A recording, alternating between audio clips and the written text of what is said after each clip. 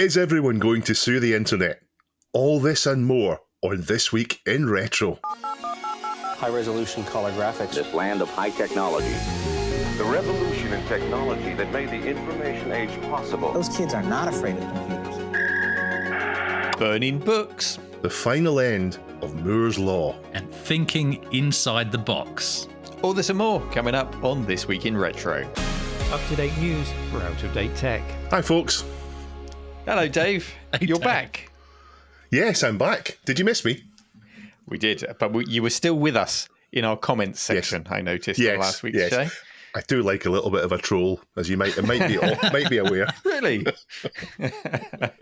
I did enjoy the show. It was weird listening to it. I normally listen to it having been on it. I mean, it's over a year now since the first time I've listened to it without being on it. So it was a bit strange. I'm quite glad it was the one I missed was the encyclopedias, because when I was at school, CD-ROMs weren't there, so I had nothing really to contribute to that conversation. Did you have a set of encyclopedias, though? In the school, yes, where we looked up willies and so on, yeah. Another famous Scotsman. Yeah. Yes. Yeah. For me, it wasn't in schools either, though. It was in the home much later. We didn't have CD-ROMs in our schools. We had BBC Micros, for goodness sake. So, yeah. I do remember there was a Star Wars one I had. And it wasn't so much an encyclopedia, but it was that kind of multimedia format, that early kind of multimedia format, clicking hyperlinks and so on. And like, wow, this is amazing. Chris, I believe you've been, or you think we've created some inspiration this week. Oh, don't. So one of the guys I watched, Tui's Tech and Gaming, or George Tui, he posted a video, and the crutch of it is we inspired him. So he's got a retro channel. We inspired him, but not in the right way. We inspired him to sell his Amiga 500 Batman pack. So a couple of weeks back, we were talking about, somebody that was selling stuff to fund a PS5 and talking about how we probably wouldn't do that. I don't think it came across right, Dave. I think it was just yourself and I that week. And we've inspired him to sell his A500 Batman pack. Wasn't our intention. Maybe the person that bought his A500 Batman pack sold their PS5 to do it. Maybe. Yeah. But no, his whole thing is basically he's got quite a collection of box systems, and he said, I can't use them all. I have no personal attachment to the Batman pack and others that he listed as well. Yeah. So his idea is literally to pass them on, hopefully, to people that do have those attachments. Yeah, they can enjoy them. That's something we've said quite a few times. Yeah. You should so do it's that. actually a good thing. Yeah. Well done, as long George. as it doesn't go in the bin, it's all good. Yeah. Or to a flipper.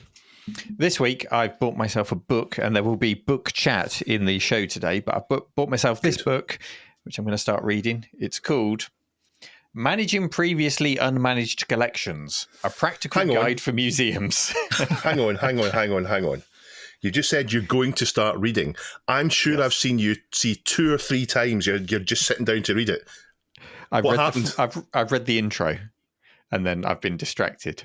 I need to manage my time better, Dave. So I need a book on time management, and then I can read the book on managing previously unmanaged collections. It's written by Angela Kipp, and I kept seeing it recommended over and over again by people who were in the same situation as me, having a stock room full of items that have never been properly asset tagged and inventoried, or they've come into a museum where somebody before them hasn't really paid attention, or they started with the best intentions and then never actually finished inventory and things, or things get moved from place to place and never tracked, and it all falls out. So you know what it's like. Any project that involves a database, you've got to start off on the right foot.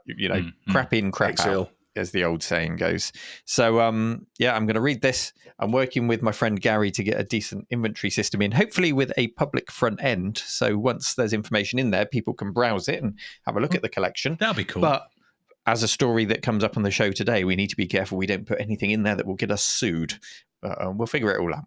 True. Is that book available in CD-ROM multimedia format? Just not even. Maybe Dorling Kindersley should do that. Yes. Yeah. Can I rent it from the library?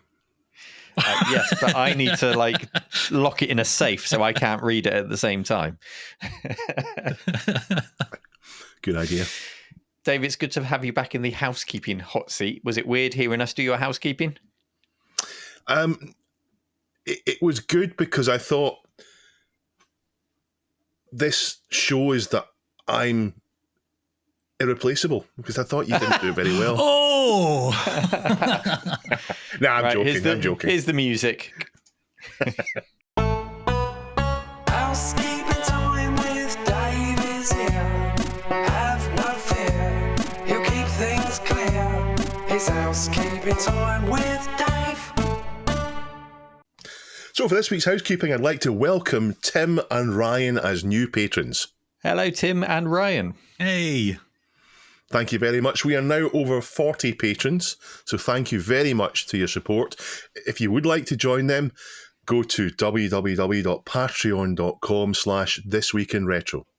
Now, I've been reading a few comments recently from people talking about This Week in Retro, our podcast or our show, if you're watching it or if you're watching your telly, being part of your Saturday routine. And that's amazing. It really is amazing when people say that.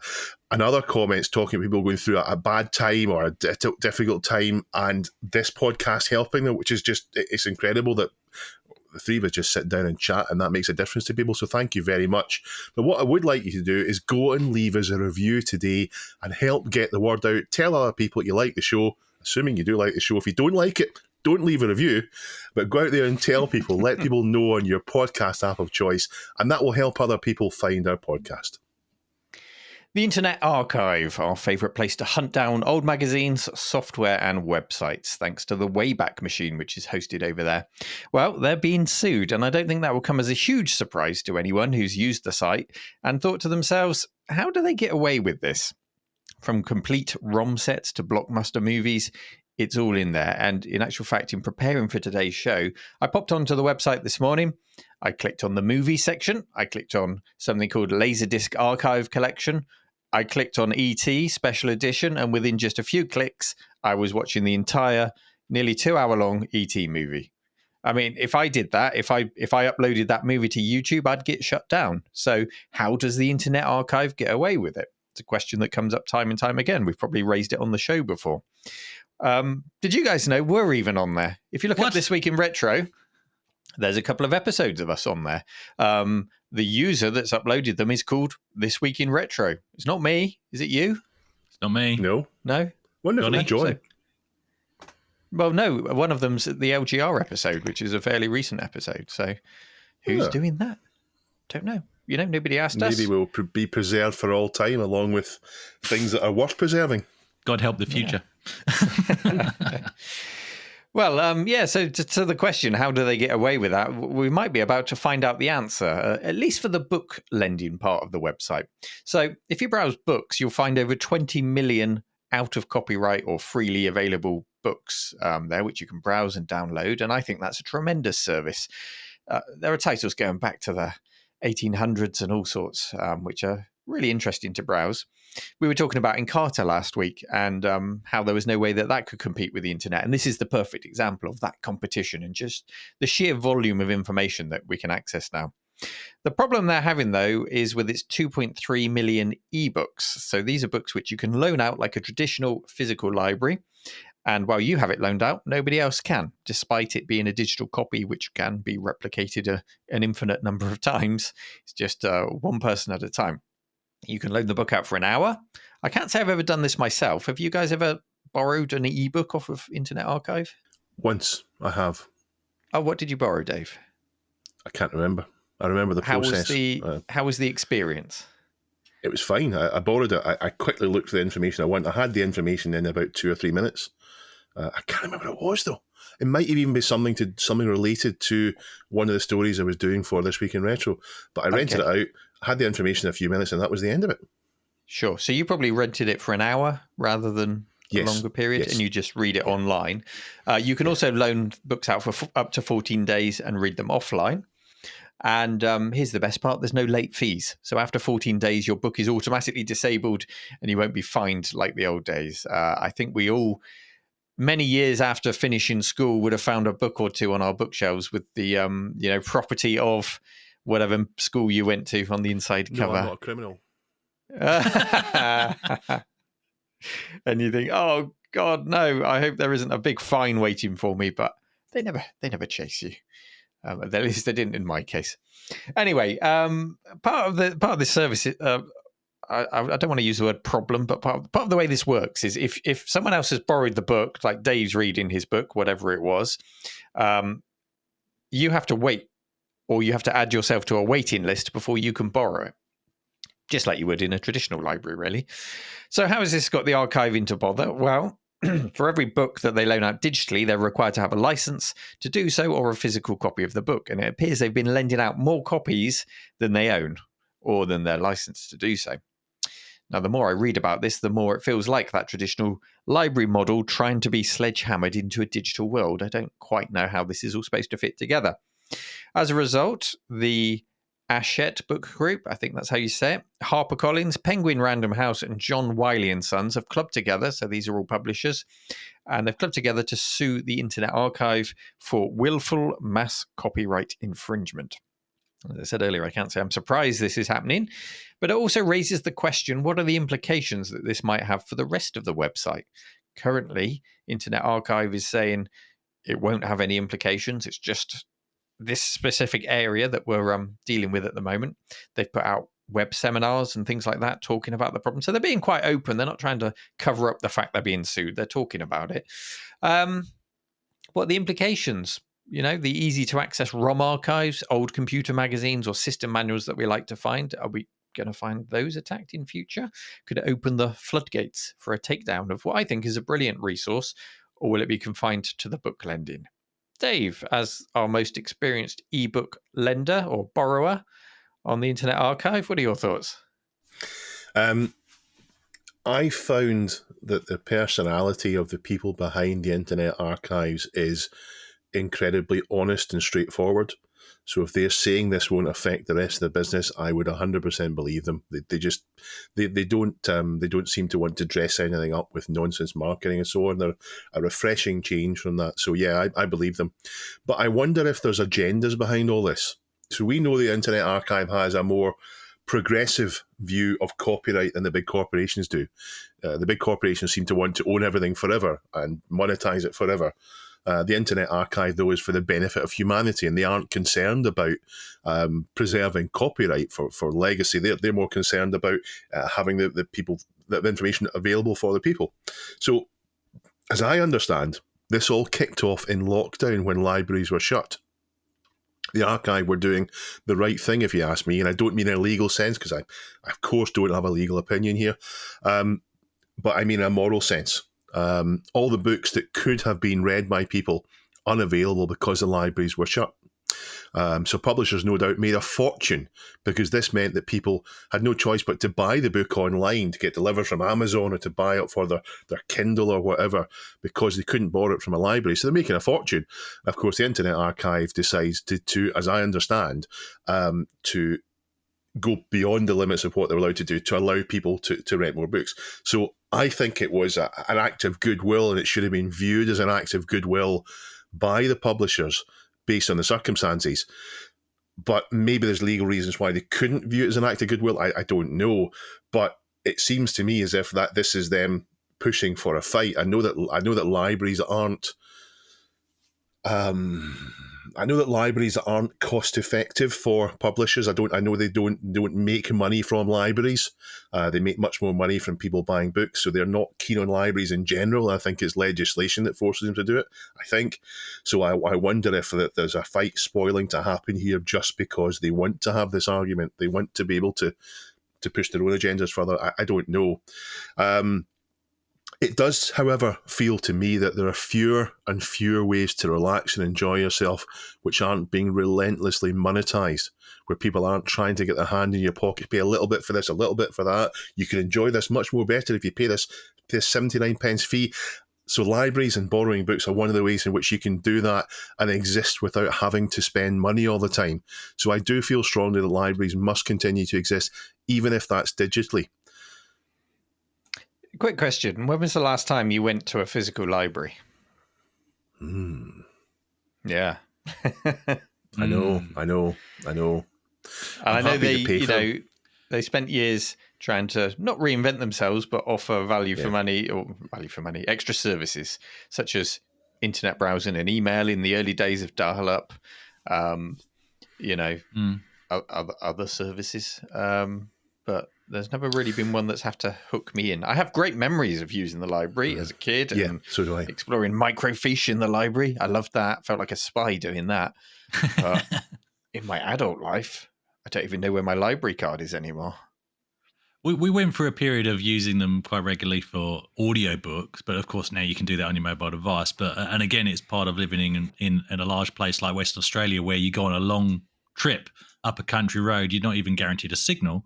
So actually, audiobooks on CD, which we could get from the library, were a great way to entertain us and the kids on what was potentially like a 4-hour to 6-hour drive. So yeah, we found a use for it.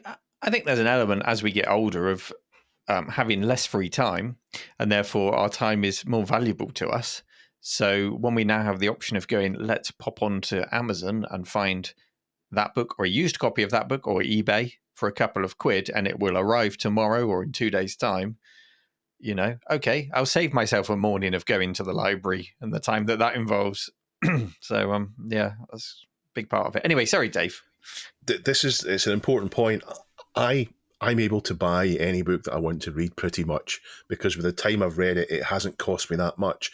So I'm okay, but I'm still happy to pay tax for libraries to exist, and I still feel it's important that I pay my dues for libraries to exist. But I did mention digitally, so maybe digital libraries is the right way for things to go. I don't know, but I think it's really important they exist, because if you are in a position where you don't have money, then there should and there must be ways you can enjoy yourself, you can relax, without having to constantly be looking at your hand and finding out how many pennies you have left. And I do think the whole copyright system has twisted and contorted from what it should have been. It was meant to be a way for creators to earn a wage. It was meant for them to be able to support artists while they create, so that they don't have to stop doing it to earn money and then not be able to do it. It was not intended for rights to be bought and sold long after the creator has passed away. If you look at the size of the Tolkien estate, for example, of the value of the Beatles and Stones back catalogue, what utility is there for the public there? What good does that serve for the public? So I'm unapologetically behind the Internet Archive here, and in general, I'm behind what they say. I don't remember ever disagreeing with something they've come out and said. So I think they're a really important thing for humanity in general, and I hope that they win whatever lawsuits they go there, although I don't have a legal opinion, as I've said. Yeah, we don't really have enough legal knowledge between us to really have much of an opinion on that side of things. But morally, I think I agree with you there, Dave, everything you've said.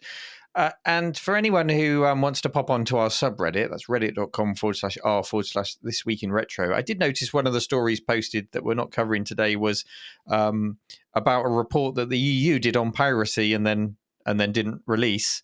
And there's speculation that they didn't release it because they found that piracy doesn't have a great effect or indeed improves sales of things. And that's all part and parcel of that larger discussion about copyright. Dave? I did read it because I was considering it for a story. It was about movies, I think. And what they said was it only seems to affect blockbuster movies. Other things aren't affected. And I think that the figure was for every 10 pirates of a blockbuster movie, I think it was 4, wasn't it? 4 general sales are avoided. And it made me think back to that documentary that we covered, done by Dominic Diamond a few weeks ago, where they were saying for every 10 pirate copies that are there, or every 9 there's one genuine copy. And I don't think the piracy we have these days, because prices have been forced down, I don't think the piracy we have these days is anything like that ratio. I think the piracy we have now is far more legitimate copies to illegitimate ones. Yeah, and just the online nature of many games today and the complications of trying to get around that and have a good gaming experience. There's a lot of things which I'm sure are driving that down. But yeah, they did highlight that the movie industry was affected disproportionately compared to the others, that's for sure. Chris, do you have an opinion on this topic? I have many strong opinions. I'll keep some to myself, but I think, it's interesting that this has come about from the ebooks. I wasn't expecting that, because we all look at Internet Archive and we all ask that question, whether we agree with copyright law or not. how are they getting away with this, like you said. And I've actually found it quite hard to get my hands on particular things. For example, let's just pick a title out of the air. Let's say I'm trying to install Pinball Fantasies on an old PC. And what I discover when I install it, because I can at least get the disk images, is it asks for something out of the manual as part of the copyright protection. So I go looking for the manual, and can I find the manual on Internet Archive? So it's not that everything is up there that we expect to be up there. And another thing, which I think we've mentioned previously, is Amiga Format Magazine. I think almost the entire collection was up there until not long ago, and then it suddenly disappeared. So I don't think ebooks is the only thing that's going to get attacked, or in fact has been attacked. The fact that it is ebooks, though, it reminds me of, and it's quite ironic, this fact. So the book 1984, which I'm sure most of us are familiar with, but if you're not, part of the key trends in 1984 is about censorship and controlling opinion and thought. But what happened in, I think it's 2009, is people that had bought the book 1984 on their Kindle devices suddenly found, and they'd paid for it, suddenly found that it was missing. And I'll put a link in the show notes. You can read the details. But what it was that the third party that had put it up for sale on the Amazon store for the Kindles didn't own the rights. So that's why Amazon, quite rightly, took it away from the store, but they also remotely took it off people's devices. So we're actually looking at quite a scary future when we think, this is the way literature is going to go. Dave? Yeah, I've heard it said that the more likely someone is to angrily talk about it's just like 1984, the less likely it is they've actually read the book. Well, it's yeah. Oh, but in this case, look, you can't. Look, this is quite accurate. This is what's happening: is the ability to either remove literature remotely or change the content of it or whatever. And funny enough, I was involved in some projects a while back, quite a few years ago now, about producing ebooks for education. Won't go into it too much, but it was I because of my technical background, I thought what they wanted was for me to look at the different ebook formats, Mobi, EPUB, and whatever the Apple one was at the time, and ways of converting content into those formats and the pros and cons of each. That was part of the project, but what they were actually really interested in is the DRM. If we produce this stuff, how do we control it? How do we maintain ownership of it? Because that's part of the thing, And it's the same discussion we have about, modern games and gaming through Steam and all the other stores. If you buy a game, do you actually own it? Can you lend it to a friend? Can you sell it on in the future? And unfortunately, we know the answer to most of those questions. Yeah, I mean, I think we're all on the same page here, whether it's a digital page or a physical page. Well done. Thank you. The article closes with, so you decide to purchase an ebook. Can you give it to your friend? Not likely. The license probably does not allow you to do that. Can you sell it? Not likely. When you pass on, will it pass on to your heirs? Almost certainly not. Can you give it to a library? No, you can't do that. There are all these things that you used to be able to do with a print book that you cannot do with digital books. I mean, something I see a lot in my area is the repurposing of phone booths. Phone boxes. Sorry, I went all American there. Phone booths. Phone boxes, which they've turned into mini libraries where you can just do book exchanges. Put a new book in, take another book away. And I love seeing that. It continues, part of the role of big libraries is to preserve the cultural heritage of the country. But you can't preserve a book if it only has a 2-year license. So I think a new mindset is surely needed for digital archives in general, not just ebooks, but archives of all kinds of things. How this case will pan out, I don't know, but it will raise a lot more questions than answers, I think, in the short term, and a solution does need to be found to the question of digital preservation, archiving of items, and some of these items will be out of print, out of publication, so games, for example, but still covered by copyright law. I mean, how do we preserve those? I don't have the answer. I hope we'll find it soon. Who controls the past controls the future. Who controls the present controls the past. I'd be surprised if very many of you needed this explanation, but for the few of you that do, perhaps the younger if you've not heard this being said so much, Moore's Law, named after Gordon Moore, is the observation that the number of transistors in microprocessors doubles every 2 years. Gordon Moore founded Fairchild Semiconductor and Intel, And he also has a second law that the cost of a semiconductor fabrication plant doubles every 4 years. So that's obviously closely related to the first. Gordon Moore passed away at the age of 94 on the 24th of March this year. Born in California, he went to Caltech in 1950, and he was one of the traitorous 8 who left Shockley Semiconductor Library in 1957 to found Fairchild Semiconductor. You're still stuck in the last story. You said semiconductor library, semiconductor. It was Shockley Semiconductor Laboratory, wasn't it? Yes, laboratory. If I don't correct you, the comment section will. I know. No, thank you. No, it's thank you. Yeah. So he founded Semiconductor Laboratory in 1957 to found Fairchild Semiconductor. One of them, Robert Noyce, along with Gordon Moore, founded NM Electronics, and within a month changed it to Intel. And he eventually stood down as CEO in 1987. So long, Gordon Moore, and thanks for all the chips. Going back to Moore's Law, I've read many times in the past that it's about to end or has just ended or we're outside of it.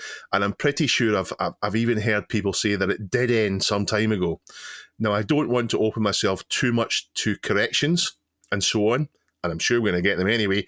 But as far as I can see, based on what I read online, it's still believed to be currently valid and being followed, despite being coined way back in 1965.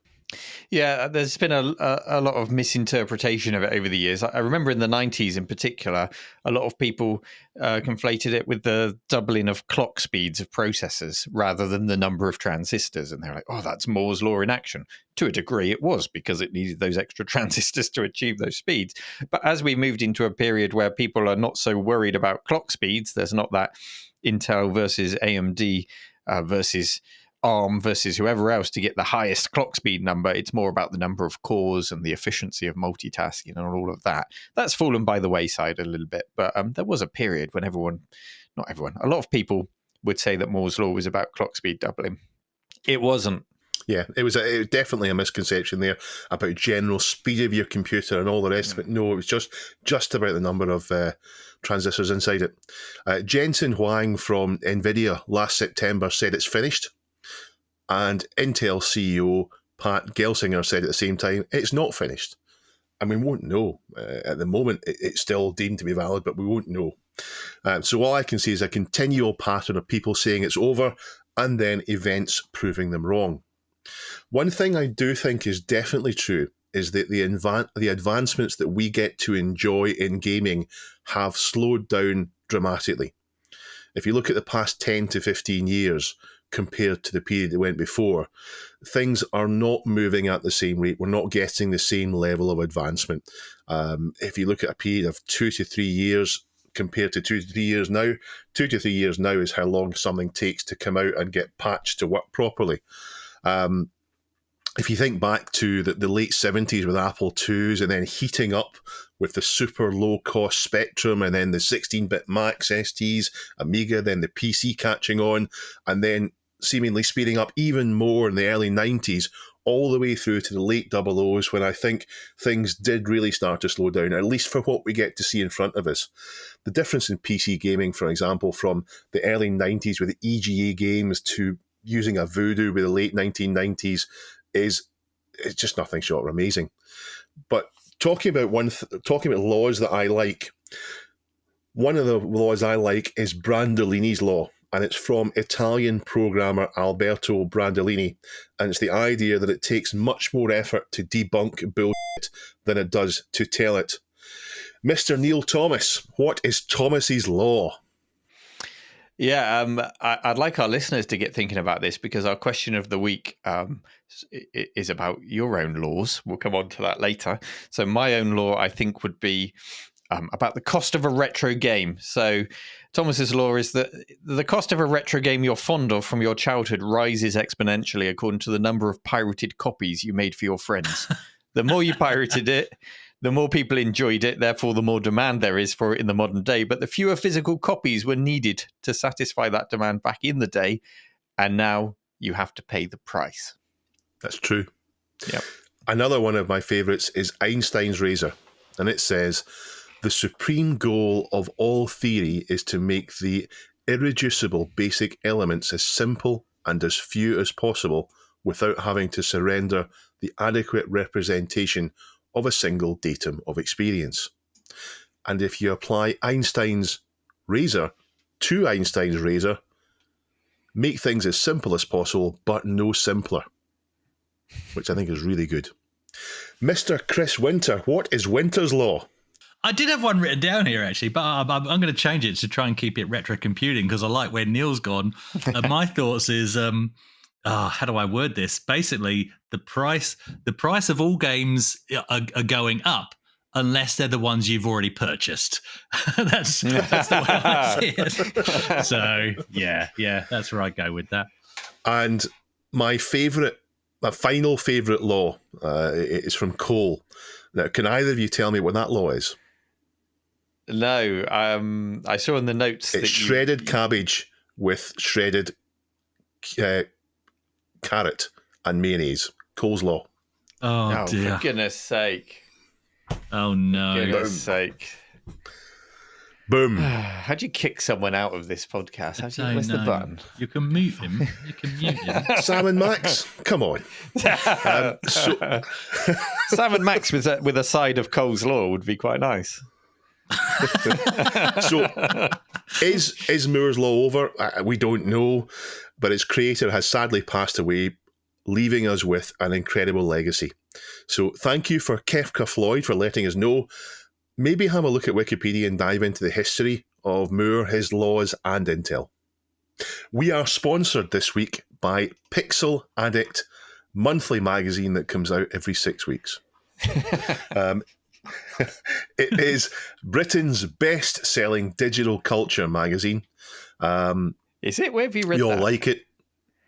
At the very top of the magazine. Oh, really? On the front cover. Above the word Pixel Addict, it says Britain's best-selling digital culture magazine. I want some evidence. Have they just self-declared themselves as the best-selling culture magazine, or is there some hard fact behind this, Dave? Well, it says on my favourite magazine. Is it the only one? I don't know. It says at the top of the magazine, so it must be true. It's in print. There you go. Britain's best-selling digital culture magazine. I don't know if it's the best-selling one in Australia. I don't know. I need some evidence. Two, so maybe that No, makes I think in Australia it's the best British digital culture magazine. Yeah. Fair dinkum. True blue. I've been reading about this week. I've been reading about Angelina Jolie. What's the film called? Tomb Raider. That's it. Tomb Raider. Where did it go? Why did that leave my head? I like the way you came back to it through Angelina Jolie. That was fantastic. Well, that's what I remember about Tomb Raider. Yeah, Angelina Jolie. It is available in your local newsagent if Chris hasn't beat you to it. You can go to their website. Neil, what's the website? Oh, pixel.addict.media. Well done. And you can subscribe. You can buy single issues. You can get it delivered, or you can get it as a PDF, and you don't need to rent it out. I think we'd all agree that having machines from our past, or ones we missed out on from our past, gives us the warm and fuzzies. Am I right? Yes, yeah. I'm right. That was rhetorical, but anyway. But anyway, I'd argue that having boxed examples makes them even warmer and fuzzier. I don't know if I've mentioned this before, but I've got a boxed complete Batman pack with all matching numbers and everything. Have I mentioned this to you guys before? Have I told you the story about the Batman pack? Anyway, yes, I do. And, to be honest, I actually couldn't imagine re-owning an A500 in any other way. And I mean that. Like, I could just go and buy a random unboxed one.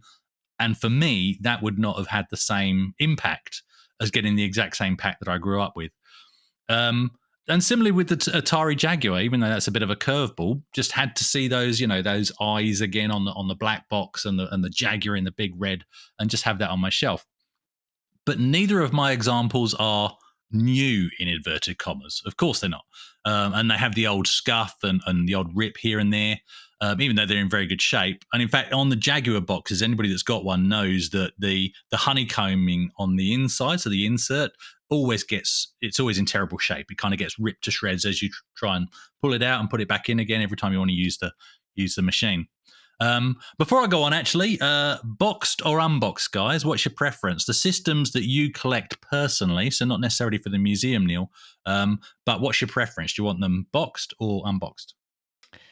You've asked me a difficult question there, because by having a museum, it's very hard to justify having a personal collection. Problem we all have, yeah. My collection is the museum collection. So, yeah, in my circumstances, I like box because I know how many feelings can be evoked by looking at the box. And whether your Amiga 500 was working or not, you would still love the fact that you've got the Batman Pack box. You'd still love to just walk up to it and look at it from time to time. So I'm going to say boxed, but, everybody's memory is different. Whatever you're nostalgic for, the system, the box, both, it's all fine. But I do like the box. Yeah, Dave? Unboxed. Unboxed. I'll comment it later on, but yeah, unboxed. No hesitation. Unboxed. Interesting. Yeah. For some systems, I've got like the ZX Spectrum and the C64, and to a degree, the Amiga. You can actually create brand new machines, and we've covered that before. Most, if not all, of the components are available in some form or another. And there's also people making brand new reproduction boxes for some of the systems. Dominic Booth from the Amiga community springs to mind. A lot of people have seen his stuff. But not many have done the two combined in one package. You usually have to go one place for one lot and another place for the boxes and the other materials. Well, Charles from Lost Retro Tapes has now. He's done the combination. He's created a brand new ZX Spectrum 48K out of brand new components, right down to the board from PCBWay. Not sponsored, by the way, unlike everybody else. Contact us. And I think the ZX Spectrum has been pretty well documented in terms of the availability of brand new parts, and pretty much 99% of the build, which is fantastic now. You can get all those parts. I think it's just, according to what I've read, it's the LM1889N chip that's apparently you can't get, so you have to have an original. But other than that, pretty much everything is available, either new or there's a modern replacement for it. But Charles has gone further, okay? So he's built the brand new ZX Spectrum 48K out of all new components, 99%.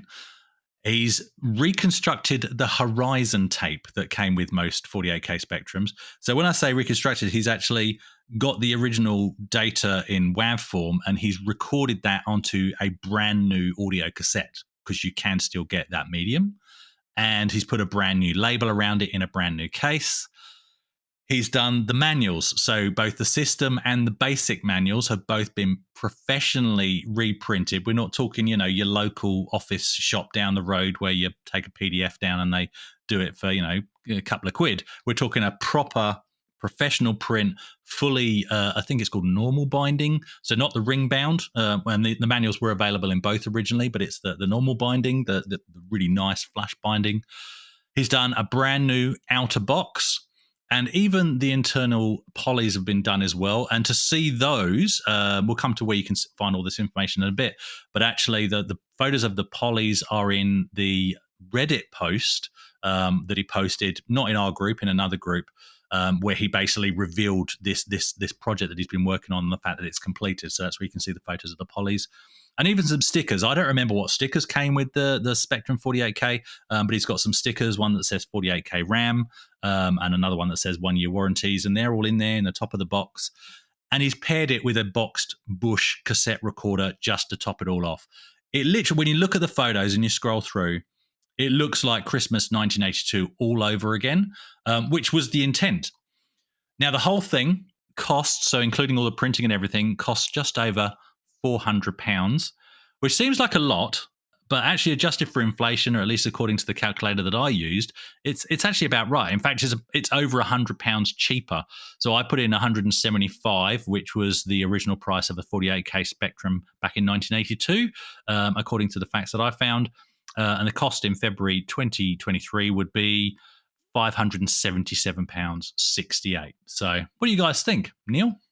Well, of course I love this, Chris. I mean, it was only a few weeks back I was telling you about a PlayStation 5 box I saw that someone had put out with the rubbish, and I had to stop and put it in my car because I thought, There's a great example of a console box that's going to need to be in a museum at some point. People will be nostalgic for that at some point. And here we are with someone going to all of this effort to recreate the box for their ZX Spectrum and all the units. So I'm fully on board with this.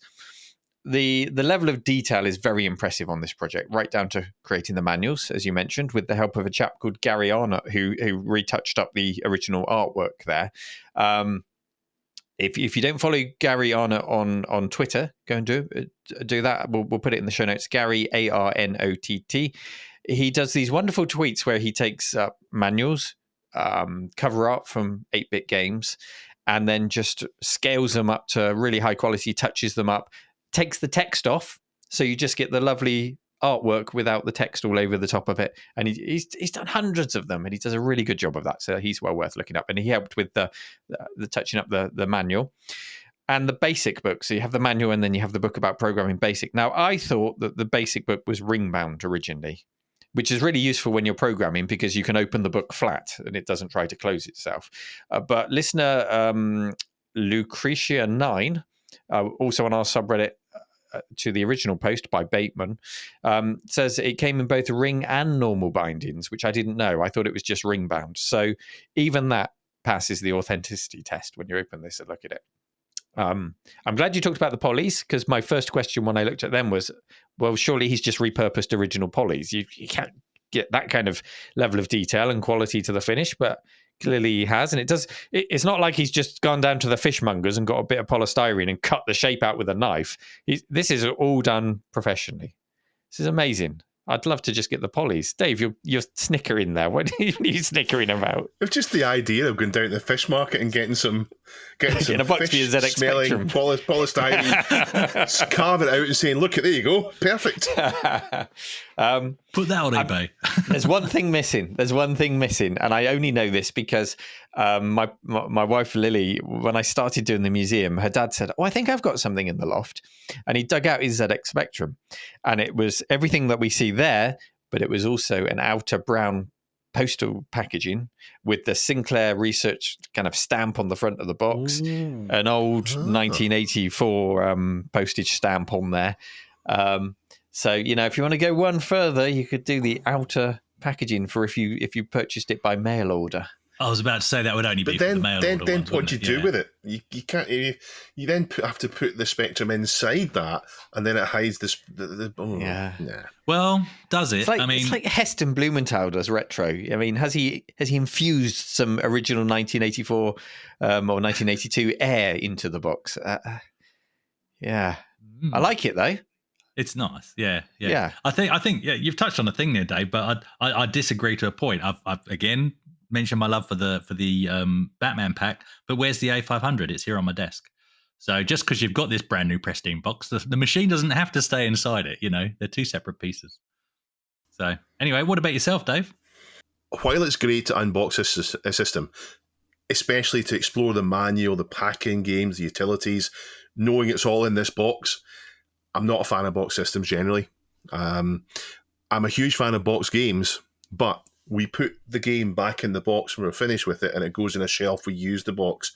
I don't use my systems. The ethos behind my system is I want them there, ready to use all the time. So it would mean putting the box on a shelf. And if I put the box on a shelf, if I had space to put the box on a shelf, I would put box games there instead. So for me, it's not too important. And if I did, I think the boxes, and you mentioned this as well about the Jaguar box, the boxes themselves quickly wear out. They're not designed. They're designed to get the product to you safely. They're not designed to be opened and closed. And I know if we'll all have had that experience where you need to send something back to Amazon, it just doesn't fit back in the box. It doesn't fit back the way the box it was packed. So for me, the boxes aren't that useful. But I know that some people don't have box games, or they don't have very many, or they don't want to spend. I mean, having a shelf full of box games can be quite expensive. So having a single box of your favourite system there, if you don't have the box games, that's fine. And I don't want to tell anyone they can't, but for me, I'm not that keen on it. But I really enjoyed reading this. One of the things I said was my New Year's resolution was I was going to try and get myself set up with a system where I can sit and read blogs. And I read this, and it reminded me I haven't done that. And when I was reading through, it's his website. He's got it categorized into different sections as he's done it. I spoke to him last night. The one section that isn't there yet is the section on the box, which I presume will also have the polys in it. And he said he's hopefully going to get that today. So by the time this goes out to the public, hopefully the whole website's actually there for you. So it's really well timed. But reading that, it did remind me that I did tell myself this year I wanted to do some blog reading and to get myself a system set up, and I haven't. So I'll need to get back to that. But I really like what he did with the Horizons tape. So the Horizons tape is a cassette that came with the ZX Spectrum, the pack-in tape, if you like. And he's made it. It's so good. I can't put into words how much I love the idea of recreating things like that. I've done it once. This is the Quest for Glory anthology. Sierra have quite a few of these anthologies. There's a King's Quest one. There is it's the Roberta Williams collection. There's a Police Quest one. There's a Space Quest one. There's a Leisure Suit Larry one, and that's the Quest for Glory one. And mine came without the manual, but the manual's available PDF online. So what I did was I took the PDF and I sent it off to a bookbinder to get printed, and I have a really nice manual that, as far as I know, because I don't know any better, I've never seen the real manual, but as far as to my eyes, this is a nice, authentic manual. So I really enjoyed doing that. So what he's done with the manual and with that are really interesting. And also the polys interest me as well, because maybe if we're going to send a monitor somewhere, is it possible to produce polys for it? I don't know. Well, that's a good idea. But what I'd like to do when I get this place tidied up, and I can justify doing it, is creating my own disc games for the CPC.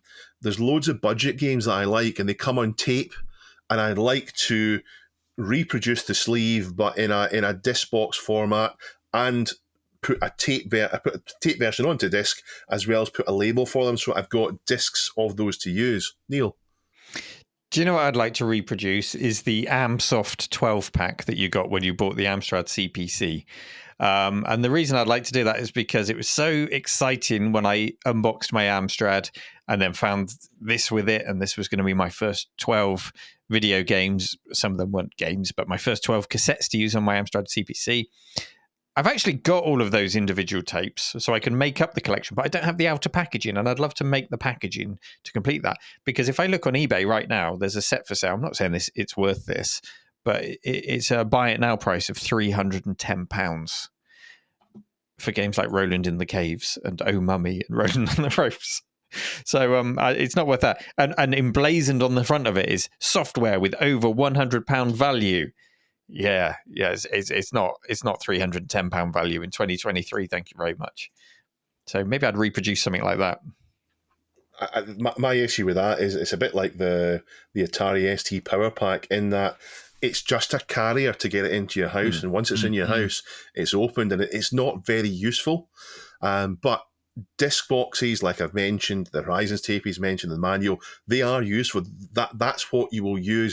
He's produced these in a format that is usable, and for me, that's absolutely brilliant. So I really enjoyed reading this. I can't wait to. He was hoping if we get time to get the last page updated today, so I'll be checking once we're finished to see if it's there or not. Oh, cool! But I really enjoyed this project. For me, I mean, I never had a 48K ZX Spectrum from new myself. So I don't mind the fact that the one I've got on the shelf is unboxed, because that's what I was, I just went to my mate's house. I never saw the box. That's where I played them. But I'm certainly chasing the box parts for my Plus 3, because I did have one of those from brand new. And the one I bought, which was lovely and reconditioned, it came in the polys, but I don't have the box and I don't have the outer sleeve. And when I go shopping for them, it's got to be the right outer sleeve. It's got to be the Chartbusters pack. And it has to have the Cheetah 125 box going in the end, because, again, that's what I had. So, I'm going to be chasing all those bits. But sometimes chasing just the cardboard can actually be quite reasonable with the Spectrum stuff.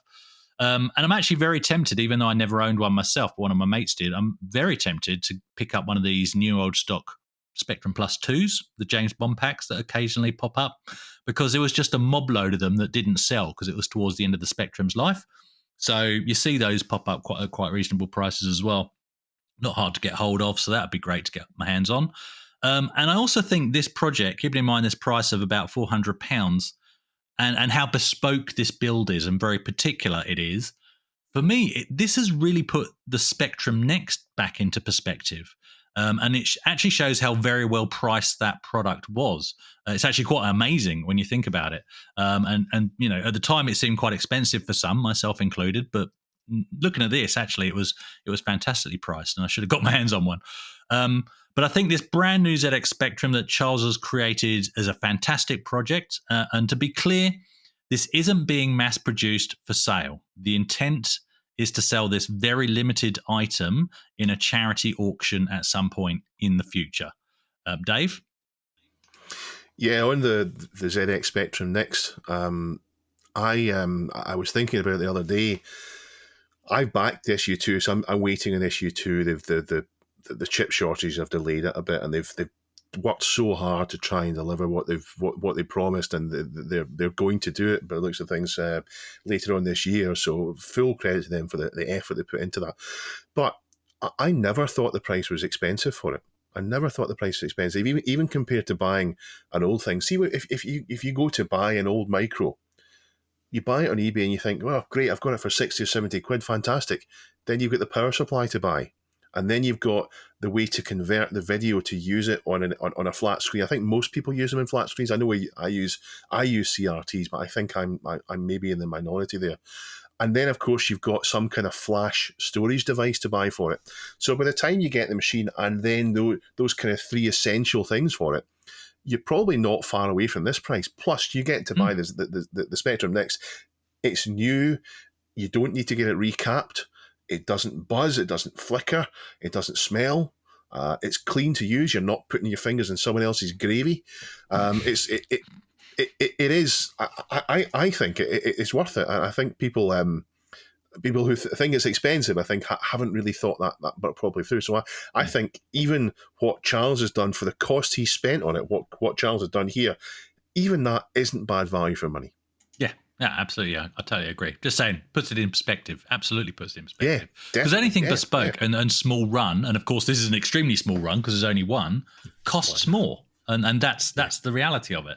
So this is just, without doubt, this is a fantastic build, fantastic story. So massive thanks to G7 VFY for linking us to the story on Hackaday by Maya Posh. Sure, that's her name now, which details this project.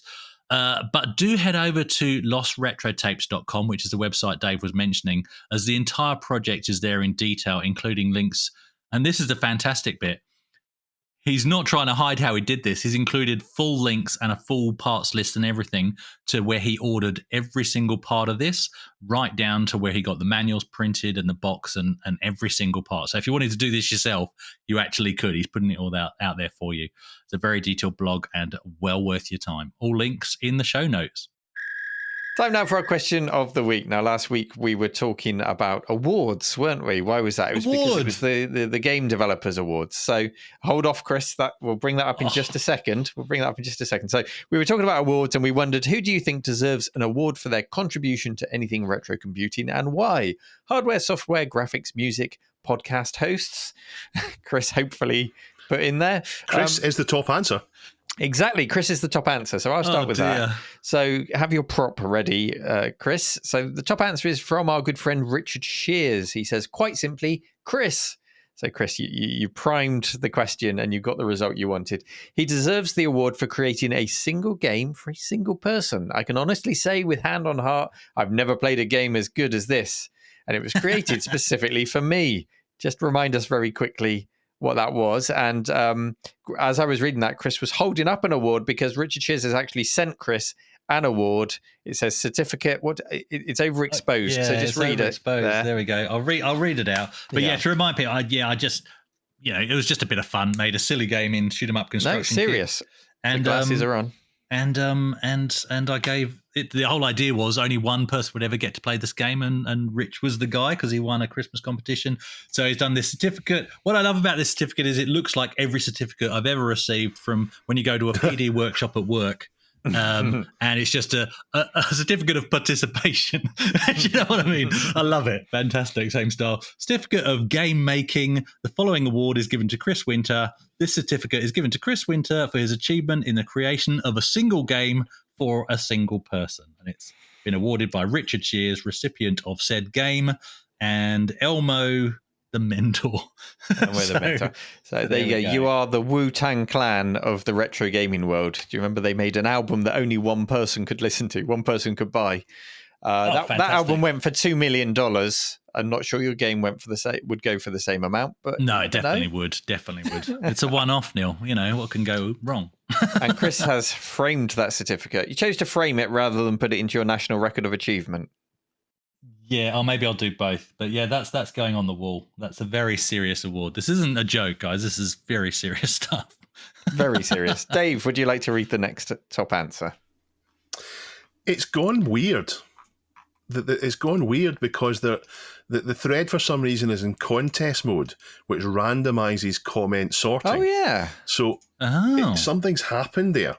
And when I looked at it first, the top answer was, in fact, Chris, but it was Chris Roberts, who produced the Wing Commander series. When that game was released, I never thought... So there's a button here. I'm going to press it. It says End Contest Mode. Ending Contest Mode will make comment vote scores visible and disable random comment ordering. So Richard Shears deserved to be read out. So I pressed it. Richard Shears is still at the top. So I didn't He's still at the top. Wow. Let me refresh the page. There we go. Well, the next one is 100% producer Duncan. I didn't think too much about what it took to edit the show until one guest was in Australia with dial-up internet. If it wasn't for the jump cuts on the video on YouTube, I wouldn't have noticed the lag and delays the guest was experiencing at all. Incorporating his contribution to that episode was seamless. That's when I started taking notice of the effort Duncan puts into the minor details of every episode, and it's just quality through and through. Love your work, my friend. There's even a wee heart there. If you listen to this podcast, if you listen to it rather than watch it, maybe one week take an opportunity to look at it. Yeah. Duncan puts quite a few little Easter eggs in from time to time. I love watching the show. When I don't listen back to it, I watch it back just so that I can see any little things that Duncan does, just to do a little bit of trolling or just to do a little bit of enhancement with us. I know, for example, I really laughed when Neil was talking about his boiler. Duncan turned them blue. So yeah, thank you very much, Duncan. We all agree, Duncan, you're great. Thank you very much for what you do. 100%. Yeah. Chris, would you like to read the next answer? I think it's the next answer. Is it the Tech Made Easy UK one? Is that the one? It is, yes. That's the one I'm reading out. Keir Fraser, creator of Flash Floppy firmware for GoTech USB floppy disk emulators. Yeah. Oh, absolutely. Got one sitting right here as an external drive. That's a godsend. I should say the one for Duncan was Shishakli. Thank you very much. Sorry, I didn't read out your name for it. There you go. And there are lots of other great answers. People have said the team behind Fuse ZX Spectrum emulator, Tony Willen for WinUAE. Somebody votes for the Average Hobbyist, which is nice. Henk Rogers, which is to do with the new Tetris film. Has anyone watched the new Tetris film yet? No? Not yet. I've been told it's good. I haven't either. Delphine Software for all of their games. Chris Roberts is down there, which Dave mentioned. All sorts of people down there. Oh, and somebody. One more we should read out. What, the award for worst reader of Pixel Addict? Yes, you've just seen it. Yeah. I think that goes to all of us. Yeah. The award for the worst reader of the Pixel Addict ad. The thing is, you think we're reading it out. We're not reading it out. Oh, no, there's no script. For it. We just go. Would you believe no script? Would you believe there's no script? Because what we don't want anyone to skip the ad. We want that to be something interesting for people to listen to. There we go. So that was our question of the week. Next week's question of the week you can participate in at reddit.com/r/this week in retro. And the question is, we've had Moore's Law, Neil's Law, Chris's Law, but what's your law for retro collecting, gaming, programming, or anything else retro? Make up your laws and post them over on our subreddit. And we're really looking forward to reading them. And we'll figure out what the hell contest mode is and who enabled it last week so that we read them back in the correct order. It's a good idea. It's a good idea because it means we Yeah, so Duncan would have done it. So Duncan, keep doing that, and then just before the show, we can end the contest mode so that we can see it. Put a prompt in the show notes so we make sure we turn it off in future, and then we'll read it in the right order. As always, thank you so much for taking the time to listen. All of the links to everything we've discussed are in the show notes. Please do take a moment on YouTube to subscribe, to thumbs up, maybe hit the bell if you want to know when we're released on YouTube. Smash the bell, don't hit it. Smash it. The bell. Destroy it. Smash the bell. And that's Muir's law, isn't it? Make the bell ring, and then oh god, I've completely lost my trail of thought. We'll see you next week. Okay, bye. In the next, I did want to say that over the next 5 weeks we have 4 guests to look forward to. So next week you'll see a guest on with us. Bye bye, folks. Bye. Ooh.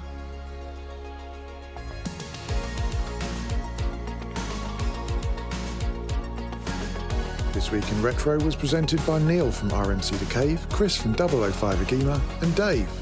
It was produced by me, Duncan Styles. The podcast version of the show is available through your favourite podcaster, including Apple Podcasts and Spotify, and the video version is available on the This Week in Retro YouTube channel.